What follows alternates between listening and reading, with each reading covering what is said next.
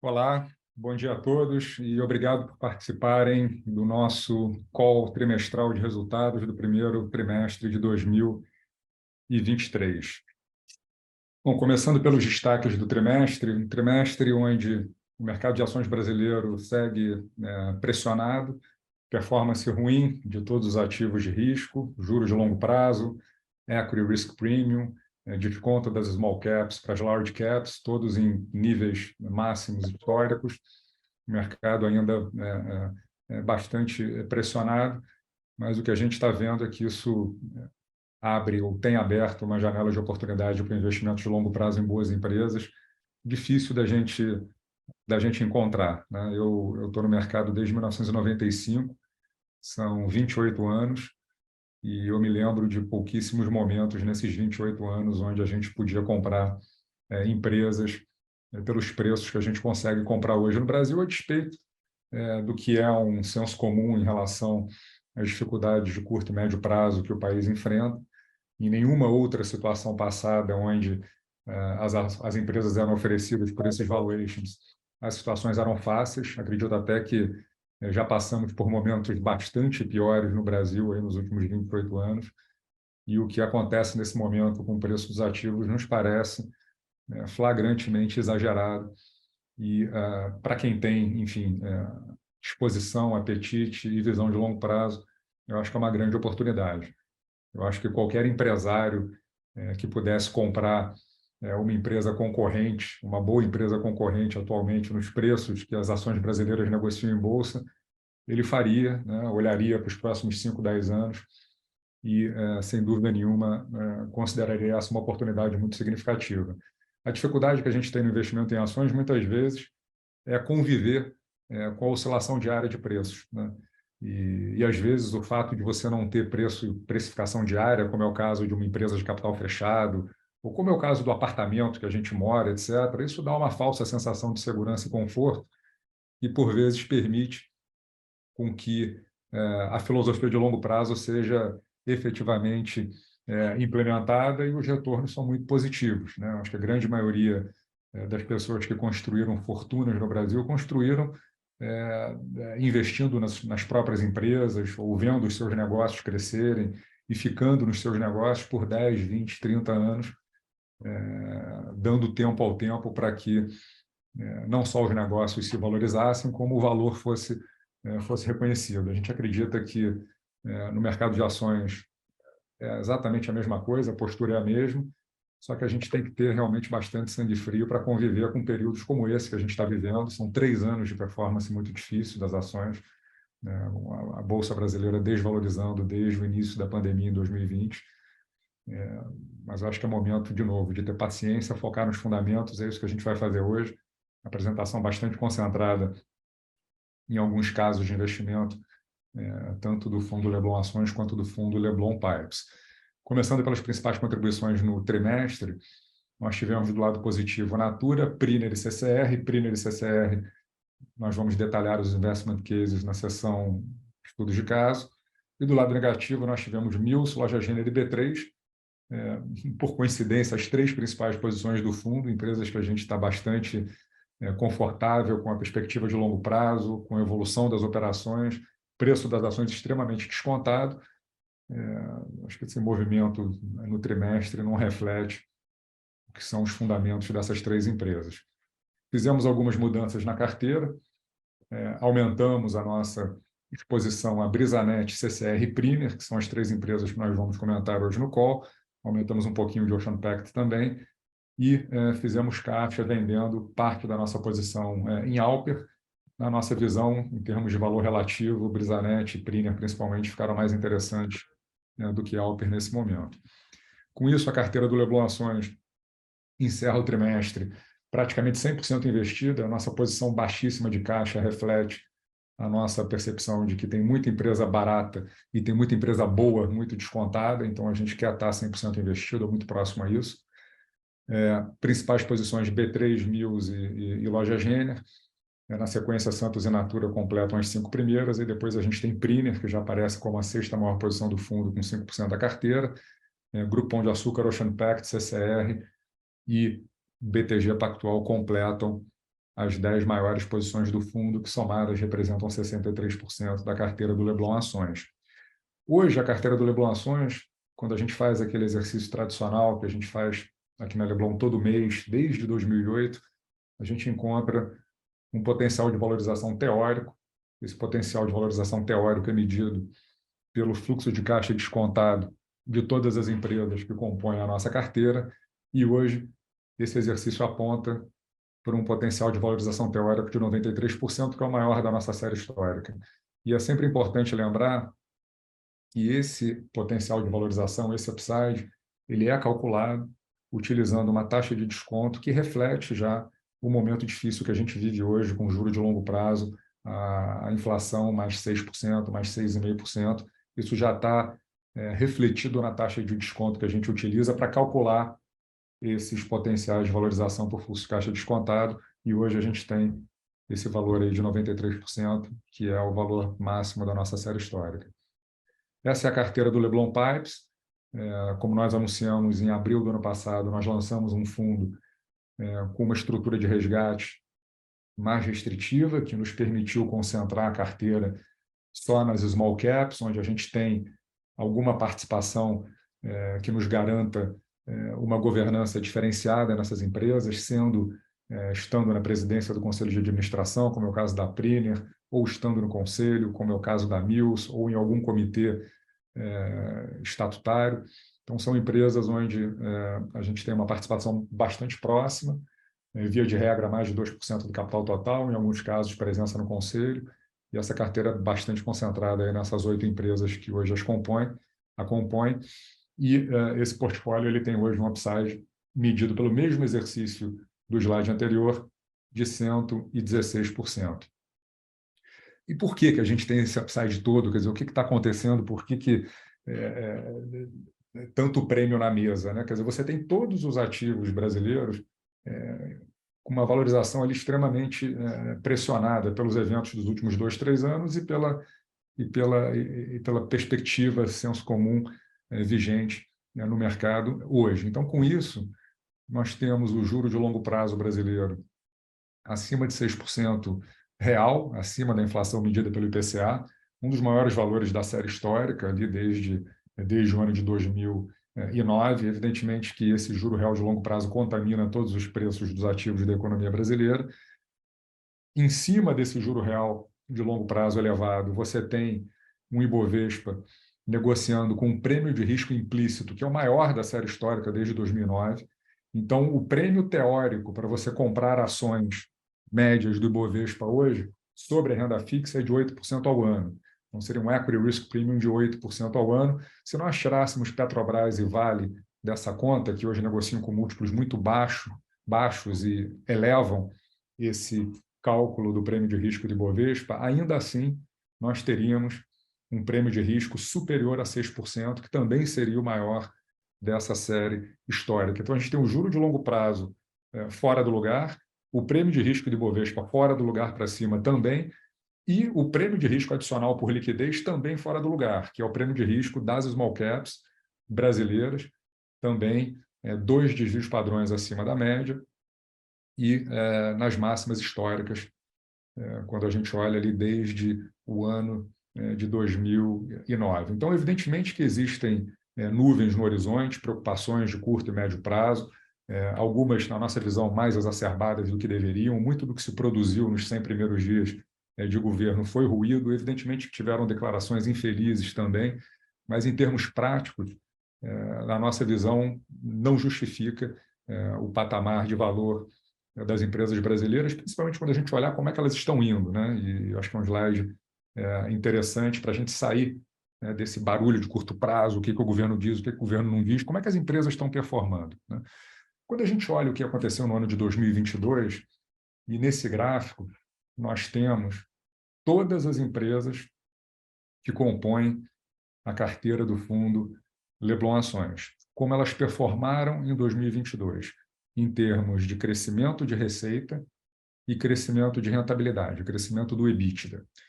Então, no quadrante superior direito, nós temos as empresas do fundo que apresentaram crescimento de receita e crescimento de EBITDA.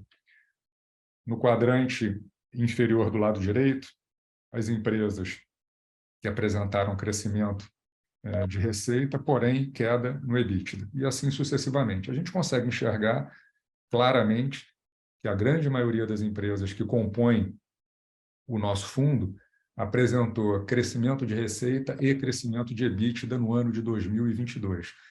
O destaque foi a Priner, apresentou um crescimento de receita de 88% e um crescimento no EBITDA de 227%, mas é importante a gente notar que, na média, e essa média é uma média ponderada por quantos por cento o fundo tem investido em cada empresa.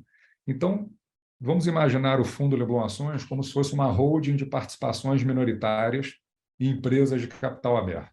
Essa holding, se fosse uma empresa aberta, ou se fosse uma empresa que publica resultados como companhias abertas, ela teria apresentado um crescimento de receita de 30% e um crescimento de EBITDA de 33%. Né? Ou seja, essa holding ela passou, na nossa visão, a ser uma empresa mais valiosa no final de 2022 do que ela era no final do ano de 2021. Houve um crescimento no endividamento dessa holding também, que eu vou mostrar no próximo slide. Então, o indicador Net Debt EBITDA da holding subiu de 1,1 para 1,6 vezes, mas não o suficiente para reduzir o valor dela. Então, se o fundo fosse uma empresa, ou se o fundo fosse um fundo de private equity, que você não tem cotação diária no preço das ações, você faz uma avaliação anual no valor dos seus ativos, a gente poderia dizer que o valor do fundo, o valor justo do fundo, ele subiu ali quase que 20% no ano de 2022, apesar do valor das cotas ter caído, todo mundo sabe disso, e a gente fica triste como investidor quando o valor das cotas cai, mas o valor que você compra efetivamente quando investe numa cota de Leblon Ações, hoje ele é maior do que ele era no final do ano passado, utilizando a métrica que nós utilizamos para esse exercício, que foi considerar o múltiplo justo de 6 vezes o valor de firma sobre EBITDA, que é o valor justo, é o valor médio histórico do Ibovespa nos últimos 20 anos. Então, utilizando-se esse múltiplo como exercício e dado o que foi o crescimento de resultado das empresas que compõem a carteira do fundo, por um lado, e, por outro lado, o que foi a variação no endividamento líquido consolidado dessas empresas, nós teríamos um resultado teórico de aumento de valor dessa holding, vamos chamar assim, Leblon Ações, em 19% no ano de 2022. Isso só aumenta a nossa visão à energia potencial, ou quanto a cota do fundo pode se valorizar se a gente tiver um mínimo de volta à normalidade no mercado brasileiro nos próximos meses e anos. Bom, a gente vai entrar agora nas sessões estudos de caso. Eu vou começar falando de Priner, e na sequência a gente vai ter Marcelo Aguiar falando de CCR e o Stefano Gabriel falando do nosso investimento em Brisanet. Priner é uma empresa que a gente tem uma longa história com ela. Essa empresa ela foi basicamente criada pela Leblon ali no ano de 2013, quando um fundo de private equity gerido pela Leblon comprou a divisão de serviços industriais da Mills, juntamente com o atual CEO, que é o Túlio Sintra, que está há 10 anos conosco nessa jornada. Nós tiramos o CNPJ dessa empresa, conseguimos todas as certificações para prestar serviços, construímos o back-office lá 10 anos atrás. Então, a gente tem uma história bastante longa com a Priner. Nós somos os principais acionistas da empresa desde 2013. Atualmente, eu sou presidente do Conselho de Administração, e essa empresa vem construindo uma história de crescimento, rentabilidade, encantamento dos clientes, dos funcionários, uma história realmente muito bonita. Hoje, a Priner era líder no mercado de serviços de engenharia de manutenção no Brasil, atendendo diversos setores, como o setor de óleo e gás. Ela está presente hoje em todas as plataformas de petróleo do offshore brasileiro, executando serviços que vão desde o acesso ao tratamento de superfícies, à pintura industrial, o setor também de papel e celulose, o setor de mineração, o setor de infraestrutura. Ou seja, a Priner atende setores onde o Brasil tem uma vantagem competitiva muito significativa, e são setores que dependem pouco de uma boa performance da economia brasileira, do mercado doméstico. Você está falando do mercado de óleo e gás, mercado de mineração, mercado de papel e celulose. onde o Brasil efetivamente é um vencedor de longo prazo e essas empresas contam com a Priner para manter as suas operações, as suas plantas íntegras, o que é fundamental para quem opera uma plataforma de petróleo. A plataforma não pode parar nem um minuto.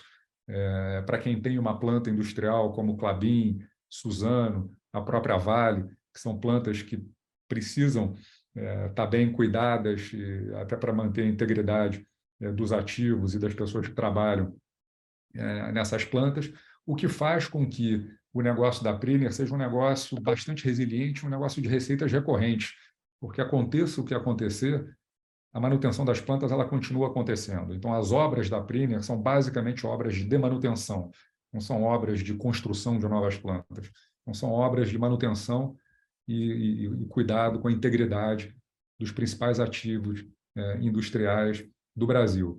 A empresa tem um histórico de forte crescimento, a receita líquida da Priner cresceu 25% ao ano ao longo dos últimos 8 anos, com uma rentabilidade sobre capital investido em expansão, e a nossa projeção é que ela encerre o ano de 2023 com um ROIC superior a 15% esse ano. A empresa ainda conta com vários vetores de crescimento, tanto orgânico quanto por M&A, na medida em que, embora líder, a gente só tem 6% do mercado hoje. E a gente acredita que a Priner é uma empresa que pode ter 15, 20 ou mais market share ao longo dos próximos vários anos, dada a posição de liderança dela, dado o time de gestão, dada a reputação que ela tem perante os clientes. O preço da ação hoje não reflete em absoluto tudo que eu disse. Para vocês terem uma ideia, nós abrimos o capital da Priner no ano de 2020 ao preço de R$10 por ação. No ano de 2020, a Priner fez um EBITDA da ordem de R$25 milhões. Em 2023, a empresa, a gente projeta que ela vai fazer alguma coisa em torno de R$140 milhões de EBITDA. Quer dizer, mais de 5 vezes a geração de caixa operacional que ela entregou no ano de 2020. E essa ação, que iniciou negociações no mercado a R$10, hoje está a 8. Então, a gente tem uma desconexão muito grande entre o valor da operação da Priner e o preço da ação. Hoje, Priner negocia a um múltiplo de EV/EBITDA de 3 vezes e a um múltiplo de preço-lucro de 6 vezes para o ano de 2023, com base no preço da ação do fechamento de ontem, que foi R$ 7,88. No exercício de fluxo de caixa descontado, nós usamos uma taxa de desconto de 15% ao ano para a Priner, uma taxa de desconto elevada, e o exercício aponta por um valor justo por ação de R$ 19,20, um upside de 3 dígitos.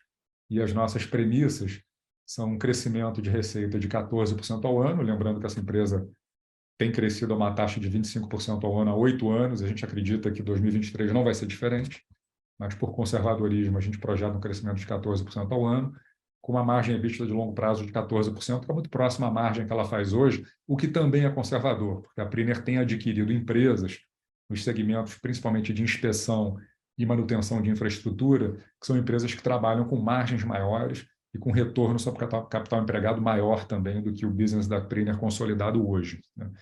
O momento atual é bastante favorável. A Priner ela deu, de certa forma, uma sorte de ter conseguido fazer o seu IPO em março de 2020, às vésperas do início da pandemia. Então, ela entrou a pandemia com um balanço bastante capitalizado, a empresa levantou praticamente R$200 milhões no IPO, e os competidores da Priner não tiveram a mesma sorte. Então, eles sofreram muito nos anos de 2020 e 2021, porque você tinha um contingente de trabalhadores muito grande, que não podia estar presente nas plantas para fazer os serviços de manutenção, ali no auge da pandemia, por questões de distanciamento social, e evidentemente que isso abriu um buraco de caixa, levou a um consumo de capital de giro muito grande de todas as empresas que não tinham um balanço tão saudável quanto a Priner. Então, de lá para cá, o que tem acontecido é que alguns competidores ficaram pelo caminho, outros perderam capacidade de investimento, e a Priner vem ganhando participação de mercado num ritmo muito acelerado, ao mesmo tempo em que tem encontrado oportunidades para adquirir competidores que estão numa posição mais fragilizada. Então, o momento atual é muito positivo. A Priner fez 5 aquisições nos últimos 12 meses e ela tem integrado essas empresas adquiridas de maneira cada vez mais rápida e eficiente. Essas 5 empresas adquiridas garantiram a liderança para a Priner agora também no mercado de inspeções, nas plantas industriais, e garantiram a entrada num novo segmento, que é um segmento muito grande no Brasil, que é o segmento de manutenção de infraestrutura. Eu acho que é uma evidência anedótica o quão sucateada está a infraestrutura brasileira hoje, e toda essa manutenção demanda serviços como os que a Priner presta. Então, como eu disse, ela vem ganhando market share de maneira acelerada. Hoje ela tem um backlog de projetos que é a recorde na história da empresa, e ela utiliza 100% dos equipamentos que ela tem em estoque hoje. Então, ela tem a ociosidade zero, todos os equipamentos estão atualmente em obras e a empresa continua investindo para seguir crescendo. Isso aqui é só o nosso histórico com a empresa, eu já falei um pouco sobre isso, mas basicamente começa ali em 2013, quando nós adquirimos a divisão de serviços industriais da Mills, e ao longo desses 10 anos nós conseguimos um crescimento muito forte, de 25% ao ano, parte orgânico e parte em função das 7 aquisições que foram realizadas ao longo desse período. No ano de 2020, abrimos o capital da empresa na B3, na época foi um dos menores IPOs da história da B3, na verdade, desse século foi o segundo menor, só perdendo para a Senior Solutions lá na década passada, e a empresa vem usando muito bem o dinheiro dessa abertura de capital, fazendo aquisições que têm elevado a receita e a rentabilidade do negócio. Aqui uma ilustração gráfica do que eu já mencionei. Então, a empresa abriu capital a R$10 por ação, a ação chegou a 15 ali no ano de 2020. Na época, o EBITDA era da ordem de R$20 milhões, saltou para próximo a 40 em 2021, e agora a gente está rodando ali num running de EBITDA em torno de R$140 milhões, e a ação está abaixo de 8. Então, acho que tem alguma coisa bastante errada. O múltiplo de 3 vezes EBITDA e 5,3 vezes o lucro projetado para o ano de 2023, sem dúvida não reflete o valor que essa empresa vem construindo e ainda tem o potencial de continuar construindo nos próximos anos. Hoje é uma posição importante do fundo, é a 6ª maior posição do Leblon Ações, com 5%. A gente só não tem mais por questões de liquidez. O fundo Leblon Ações é um fundo que tem resgate em 30 dias. No fundo Leblon Pipes, ela é a 2ª maior posição. A gente tem 16% da carteira do Pipes em Priner, porque o Leblon Pipes é um fundo que tem lock-up de 1 ano e resgates semestrais, então a gente pode concentrar mais em empresas menos líquidas, como é o caso da Priner. Bom, eu vou passar a palavra agora para o Marcelo Aguiar, que vai falar do nosso investimento em CCR. Obrigado, Sherman. Bom dia a todos. Tenho agora 4 slides aqui para sumarizar um pouco nossa tese de investimento em CCR. Eu acho que a CCR é mais uma das empresas, né, como o Pedro Sherman bem falou, que no momento apresenta uma desconexão muito grande, né, entre os fundamentos, o que a empresa vem entregando, e o seu valor de mercado, né? Uma empresa muito grande, lembrando que a CCR foi a primeira empresa do novo mercado brasileiro. A empresa é a maior holding de gestão de ativos de infraestrutura no Brasil, né? Ela tem focos em rodovia, mobilidade urbana, aeroportos. Hoje ela é avaliada ali em 26 bi de reais, ou seja, não é uma empresa, né, menor, small cap, menos conhecida. Uma ação está negociando em torno aí de R$13. Quando você olha a CCR hoje, os ativos de rodovias continua sendo o mais relevante, né? Representa em torno de 60% do EBITDA da empresa. O grupo de controle, eu vou falar em maiores detalhes no próximo slide, mas ele hoje é controlado por 4 empresas, né? Dentre elas Itaúsa, Votorantim, Soares Penido e o Grupo Mover, que é o novo nome do Grupo Camargo Correia, né? A CCR já está no nosso portfólio já há algum tempo, né? Somos investidores da CCR desde 2018. Entramos no papel em 2018 numa média ali em torno de entre 10 e 11 reais, e até hoje já recebemos aí uns R$2,40 por ação. Então, uma ação que, apesar de todos os problemas macro, ela entregou algum alfa nesse período, né? A nossa tese de investimento é ancorada, né, por uns, eu diria, uns 6 pontos principais. O principal dele, né, atualmente, ela continua negociando os múltiplos muito reduzidos, né, uma TIR é muito elevada, né, para um ativo dessa qualidade, dessa liquidez de mercado. Está proporcionando um spread para a NTNB bem acima do histórico, né, apesar do de-risking que a gente viu no portfólio que foi realizado nos últimos anos, né, o portfólio da empresa. Vou falar sobre isso em um instante. A maturidade do portfólio, segundo ponto importante, a maturidade do portfólio da empresa, ela é a maior da história, né, com as aquisições que ela fez recentemente, está em 15 anos, né, o que tira qualquer pressão, né, da empresa de renovação de portfólio no curto prazo, né, algo que ela não tinha, né, lá pré-pandemia, né. Vou mostrar que ela tinha uma maturidade muito menor e ela realmente precisava comprar novos ativos para estender a maturidade do portfólio, sendo uma holding, né, de gestão de investimentos de infraestrutura. Lembrando que o setor de infra no Brasil é um setor apolítico, qualquer que seja, né, a corrente política que esteja no governo, a infra sempre é foco.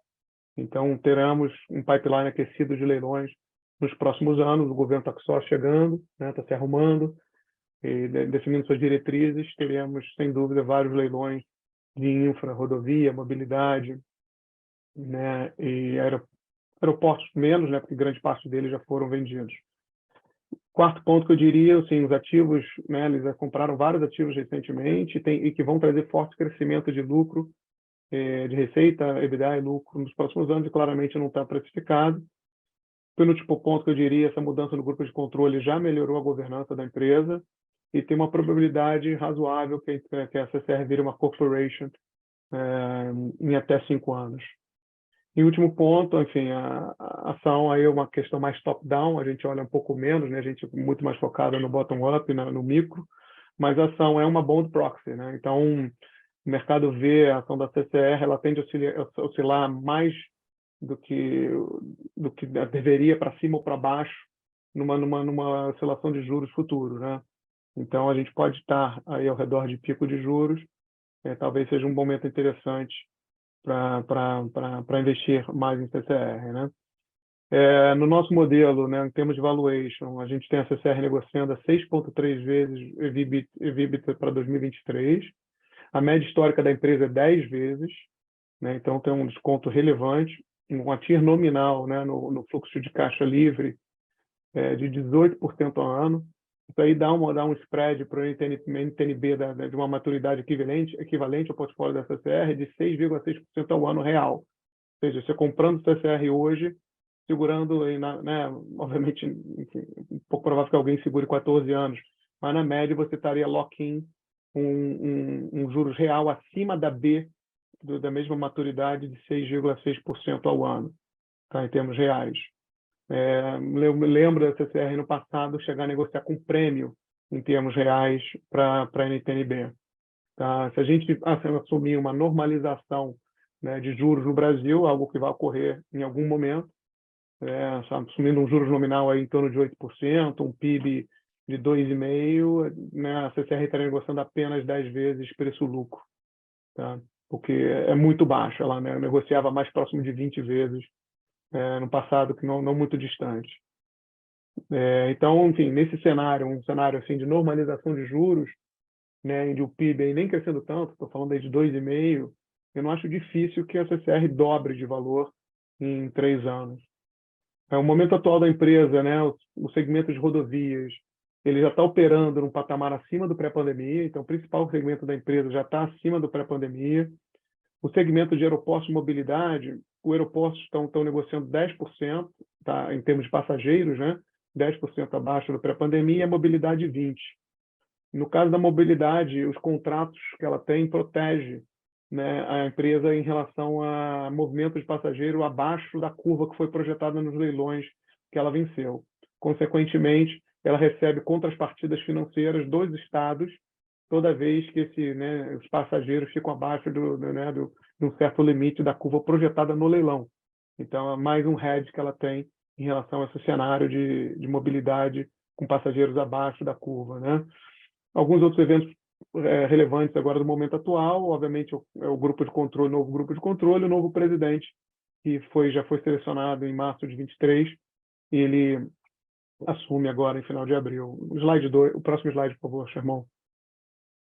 Só falando um pouco aí da governança da CCR, né? Até setembro do ano passado, você tinham 3 grupos, né, controlando a empresa: o Mover, o Andrade Gutierrez, Soares Penido, com 45%. Depois, né, a partir de setembro, migrou para 4, né, com a saída da Andrade Gutierrez. Então, o grupo de controle antes tinha 45% das ações, hoje tem 50%, mas cada um tem um voto, né? Então, antes você tinha 3 empresas decidindo, agora você tem 4. Saiu um grupo, que é Andrade Gutierrez, que é um grupo que estava muito alavancado, com problemas financeiros, e entraram Itaúsa e Votorantim, né, que são grupos vastamente conhecidos, com elevada capacidade de investimento, ótimo track record, né, de empresas, das suas próprias empresas e de investimentos estratégicos que eles possuem. Tá? O board da empresa, que tinham 13 membros, agora tem 11, sendo 8, né, do grupo de controle, 2 para cada controlador. É importante ressaltar que esse grupo de controle tem um lock-up das ações vinculadas, né, que perfazem aí 40% do capital total da CCR até julho de 2024. Então, a partir de julho de 2024, pode ser que a gente tenha uma mudança relevante nesse grupo de controle, ou que não tenha até grupo de controle de forma definitiva, dependendo que definam, né, o grupo Mover, Soares, Penido, Votorantim e Itaúsa. Mas o acordo de acionista ele vence apenas em 2027. O novo CEO, o Miguel Setas, né, como eu já falei brevemente, ele vai assumir no final de abril. Ele tem uma experiência muito longa na empresa de infraestrutura. Ele foi 18 anos alto executivo do grupo EDP, que também é uma empresa muito complexa, como é a CCR, né? Então, é um executivo assim que, na minha visão, vai ajudar bastante na definição estratégica, reorganização do grupo, né? E negociações com autarquias, enfim, tipo de qualidade que ele tinha lá no grupo EDP e vai trazer para a CCR. Mudando para o próximo slide, por favor, Pedro Chamon. Aqui eu quero falar um pouquinho sobre a simetria de valuation. A gente vê aí o force de rating, que são as barras verdes, de EBITDA da empresa. Vinha negociando ali pré-pandemia no patamar de 10 vezes, agora negociando ao redor de 6 vezes. E no mesmo período você vê como melhorou o EBITDA da empresa e o maturity do portfólio. Aí está bem claro a desconexão entre entrega e valor versus preços de mercado, obviamente muito impactados pelo juros futuro. Nesse período aí de 20, 21, 22, a CCR relacionou concessões, né, a Rio-São Paulo, e ela venceu, ela conseguiu ficar com a Dutra, né? A linha 8 e 9 do metrô de São Paulo, o Bloco Sul e o Bloco Central de aeroportos, são um total de 14 aeroportos, e ainda fez um acordo com o governo de São Paulo muito importante, estendeu principalmente o prazo da concessão da Anhanguera, que é a principal concessão da empresa, de forma individual, né? Então, esses 4 eventos, só esses 4 eventos, na nossa estimativa aqui, gerou 12 bilhões de reais, que seria R$6 por ação, né, para a empresa, né? Obviamente, não foi totalmente precificado. Último slide, por favor, Chamon. E aqui só para identificar a questão da forte correlação, a óbvia e forte correlação, né, que a gente tem aí do valor de mercado / ações da CCR com os juros real de longo prazo no Brasil. A gente viu ali, aqui no início do gráfico, está vendo ali de 2018, né, 2019, o juros real no Brasil se contraiu de 6% para 3%, né, o market cap da CCR saiu ali perto dos seus 15, 16 bi, e foi 40 bi de reais. Tá? Então, enfim, a gente está no momento agora de juros, parece estar a níveis de pico. De qualquer maneira, a empresa, como eu falei, vem gerando valor, crescendo EBITDA, né, mantendo a alavancagem controlada, né, pagando dividendos, né, e isso fez com que ela não caísse tanto nessa forte subida dos juros reais, né? Então, enfim, de qualquer maneira, uma contração de juros reais vai ser um driver top-down interessante para o papel. Seria isso da minha parte. Agora eu passo a palavra aqui para o Stefano. Bom dia, pessoal. Brisanet é um provedor de internet regional da região do Nordeste, e apesar de ser focado em aproximadamente 100, 150 cidades, Pelo forte crescimento que a empresa teve nos últimos 5 anos, ela aparece no ranking nacional. Então, é a quarta maior empresa de prestadora de serviços de internet do Brasil e segue crescendo num ritmo de crescimento elevado, 46% de CAGR de receita nos últimos 3 anos, e a gente espera que os próximos 3 anos sigam de crescimento acelerado, tanto na fibra quanto no 5G, que a empresa passa a atacar a partir desse ano. E duas coisas se destacam nessa empresa em relação às suas contrapartes, é que ela teve o crescimento 100% orgânico, que é raro nesse setor, onde você tem muito M&A e quase todo o crescimento é baseado em M&A, e que ela é uma das poucas empresas que ataca as capitais nas regiões onde ela está. Então, os seus peers listados aqui geralmente são focados nos interiores, mas a empresa aqui está em 7 das 9 capitais do Nordeste.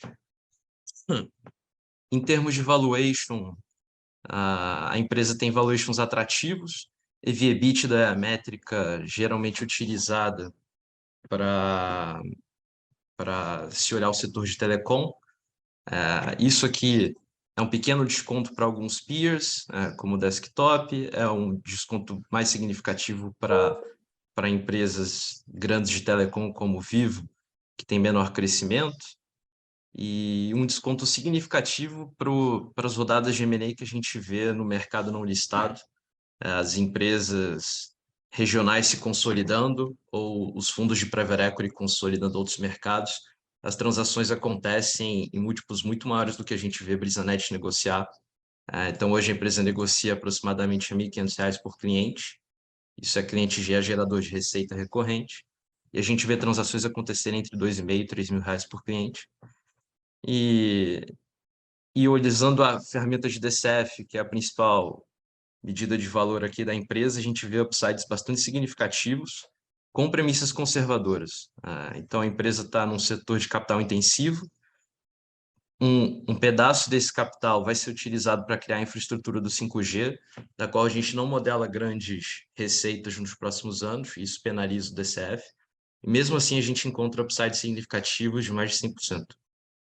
O momento atual da empresa, e que justificou um aumento de posição recente, veio principalmente depois do quarto trimestre, em que a empresa mostrou um ano de crescimento significativo, 37% de crescimento de clientes, próximo disso de receita, e um aumento de margem bastante significativo, provando a tese desde o IPO de que existe alavancagem operacional na empresa. E o resultado disso tudo é que a empresa está num momento que os concorrentes vão começar a sofrer com aumento de juros, vão começar a sofrer com concorrência porque não tem mais tantas empresas para consolidar do mesmo tamanho, você teria que fazer um número muito maior de aquisições para ter a mesma adição de clientes. A empresa está pronta para continuar seguindo a sua maquininha orgânica de crescimento numa posição super confortável de alavancagem. No próximo slide, a gente tem uma recapitulação do que foi o histórico dessa empresa de 2018 para cá. Então, é bastante impressionante. Ali na primeira linha, em casas passadas, é basicamente na frente de quantas casas a empresa disponibiliza sua estrutura, que poderiam contratar o serviço dela, e multiplicou por 7, de 2018 a 2022. O número de clientes quase quintuplicou, a receita quase quintuplicou. A margem, que era uma preocupação na época do IPO, apesar da empresa explicar que investimentos, quando você cresce 100% orgânico, eles afetam a sua estrutura de custos, porque telecom é um mercado de custos fixos. No quarto TRI, a gente teve uma confirmação muito forte de que a alavancagem operacional existe, ela se manifestou e deve continuar para o próximo ano de 2023.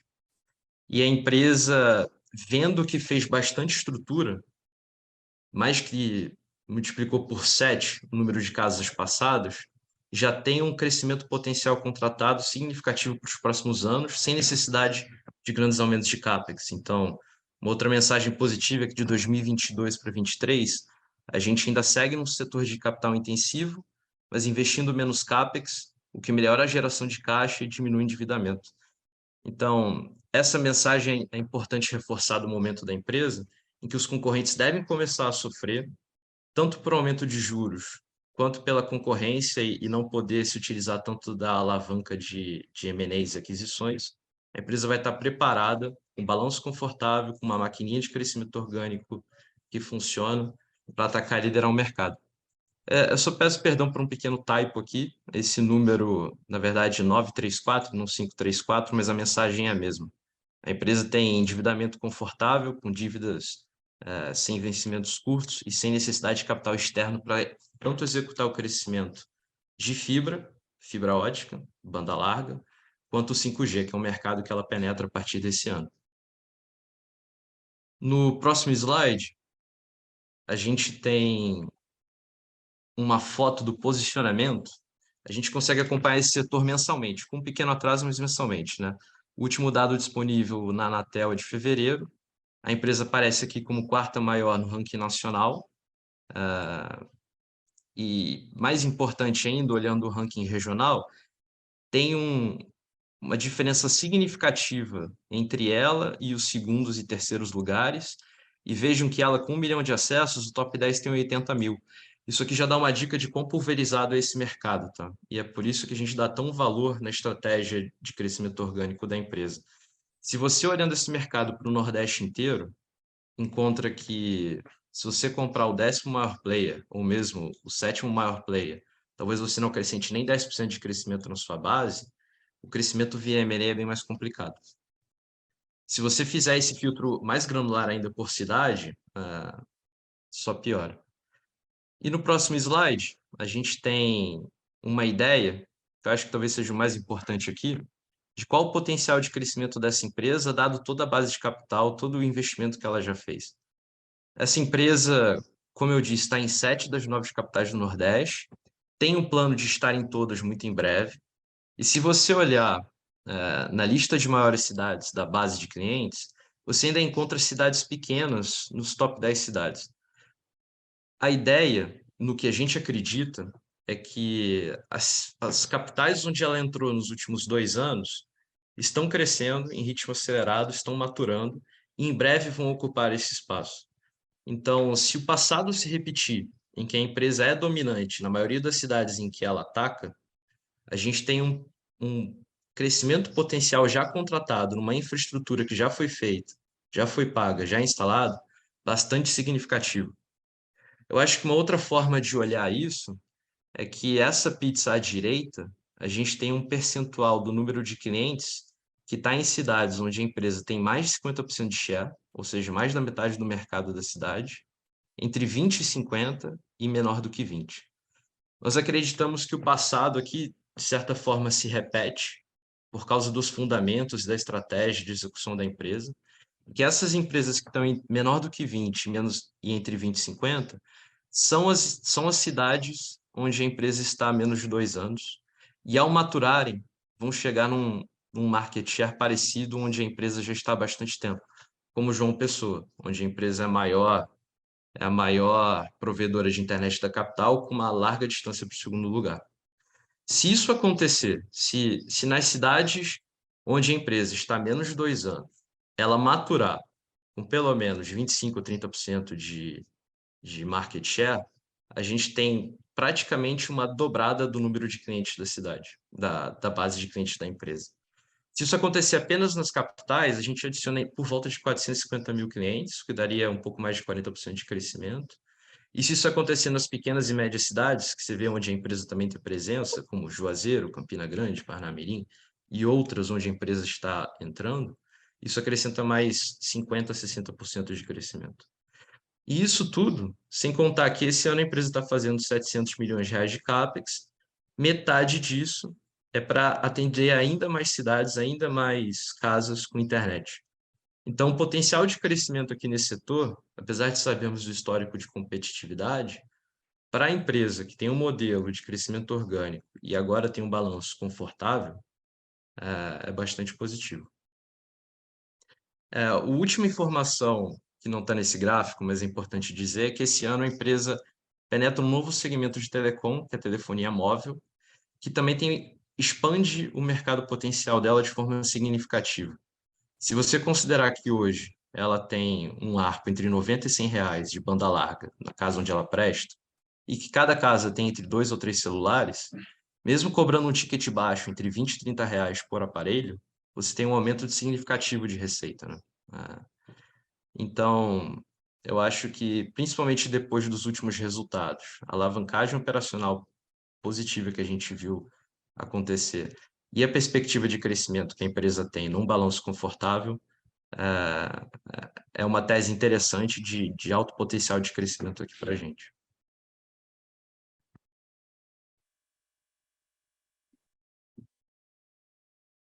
Bom, com isso a gente encerra a sessão de casos de investimento e a apresentação também. E queria abrir agora para perguntas e respostas. Estimulo a todos que estão participando a mandarem as suas perguntas pelo chat.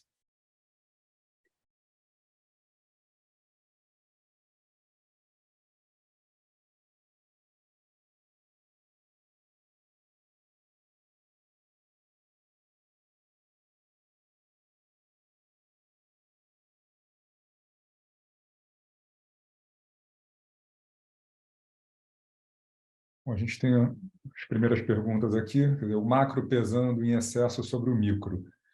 Como vocês analisam o atual pulso, nível de otimismo com crescimento, margens e alavancagem das investidas? O ruído local global ofusca as boas perspectivas, resultados. Aqui, acho que a gente tem vários casos, né? Mas, de uma maneira geral, as empresas, evidentemente, que algumas empresas estão revendo os seus projetos de crescimento. A gente teve um evento no Brasil muito significativo, que foi o pedido de recuperação judicial da Americanas. Esse evento ele teve um impacto no mercado de crédito, e é um impacto que ainda não é muito visível quando você olha os dados consolidados de janeiro e fevereiro, que é o que o Banco Central Brasileiro, em geral, se baseia para tomar suas decisões de juros. Mas quando você conversa com as empresas, você sente que a restrição ela já se faz presente. E é intuitivo, dá para entender, quer dizer, foi um surto gigante para o mercado de crédito no Brasil o que aconteceu com lojas americanas. Quer dizer, primeiro a descoberta da fraude e, na sequência, um pedido de recuperação judicial num prazo bastante curto e que certamente pegou os bancos e os credores de surpresa. Consequência natural é que a aversão a risco do emprestador de dinheiro aumente. Então, hoje você tem um mercado mais seletivo, que muito provavelmente, querendo diminuir a exposição a risco, a empresas que têm uma alavancagem ali acima de 2,5 vezes, 3 vezes EBITDA, e o dinheiro para as empresas saudáveis está um pouco mais caro também. Evidentemente que isso influencia o ritmo de crescimento e o apetite por capex das empresas, né? Nada que comprometa o crescimento, por exemplo, de uma Mills ou de uma Priner, que tem uma dinâmica setorial ali para elas muito positiva, mas, de uma maneira geral, essa restrição maior no mercado de crédito tende a fazer com que a gente tenha um pouco menos de investimento do que a gente teria não fosse esse evento. Tem uma outra pergunta relacionada também, quer dizer, os investidores perplexos com os múltiplos locais, quão profundo devem ser as quedas dos resultados versus o consenso para justificar tais ratios. Teria que ser muito significativo, como a gente viu até em apresentações passadas, quer dizer, o nível de preço-lucro do Ibovespa, seja considerando Petrobras e Vale, ou seja, desconsiderando Petrobras e Vale, na conta, a gente está ali mais ou menos 2 desvios padrões abaixo da média de longo prazo, que é um PL a média de longo prazo brasileira é um PL de 12 vezes. Então, a gente está negociando hoje um PL de 7,5 vezes. Para que, quer dizer, a surpresa de resultado teria que ser uma surpresa negativa da ordem de 40%, 45%, para justificar o que a gente está vendo hoje ser um problema de resultado e não um problema de múltiplo. Parece exagerado, até porque esse consenso ele é atualizado ali em tempo real, semanalmente, quando tem uma divulgação de resultados, quando tem uma mudança de perspectiva. Às vezes tem um atraso ou outro nessas atualizações, mas o consenso ele vem sendo atualizado constantemente. Então, teria que ter uma surpresa negativa de resultados de uma magnitude que a gente nunca viu, que seria 40% para baixo, para que a Bolsa não tivesse tão barata como a gente está vendo agora e tivesse, na verdade, na média histórica dela. Então, a gente não acredita que seja o caso agora.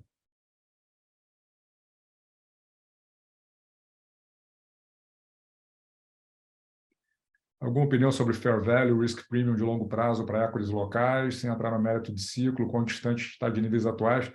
A conta que a gente faz de longo prazo, até para montar a nossa taxa de desconto e para justificar um investimento em equity, quer dizer, para a gente comprar ações de uma empresa, a gente quer ganhar pelo menos o que a gente ganharia comprando um título de longo prazo indexado pela inflação, que hoje é a inflação mais 6,5% ao ano, mais 3 ou 4 pontos percentuais ao ano, para justificar o risco, né, de você estar investindo ali numa empresa ou num projeto que tem um risco diferente da compra de um título público federal.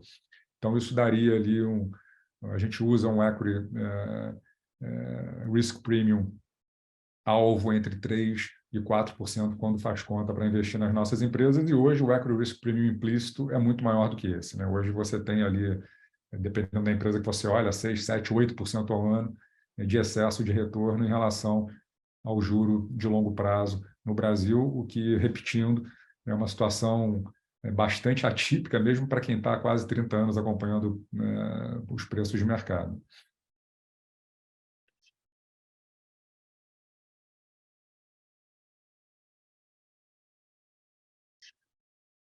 Tem mais uma última pergunta aqui, se o fundo ainda possui exposição em Springs. A gente tem um resquício de posição absolutamente insignificante hoje, não chega a 0,3% do fundo.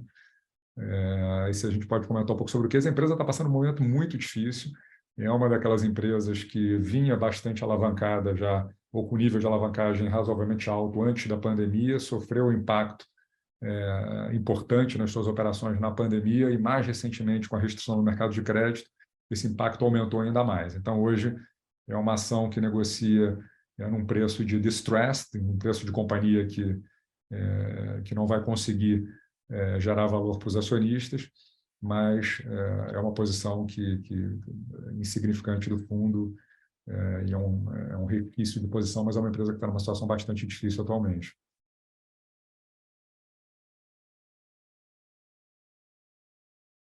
Bom, basicamente é isso. A gente não tem mais nenhuma pergunta aqui no chat. Se alguém quiser mandar alguma pergunta depois, entrar em contato conosco, a gente está à disposição para conversar sobre qualquer caso de investimentos do fundo ou perspectivas para o mercado. É sempre um prazer estar conversando, né, com os nossos investidores e com os nossos seguidores. Obrigado e convido a todos aí para o nosso próximo call de resultados daqui a 3 meses. Um abraço e bom dia a todos.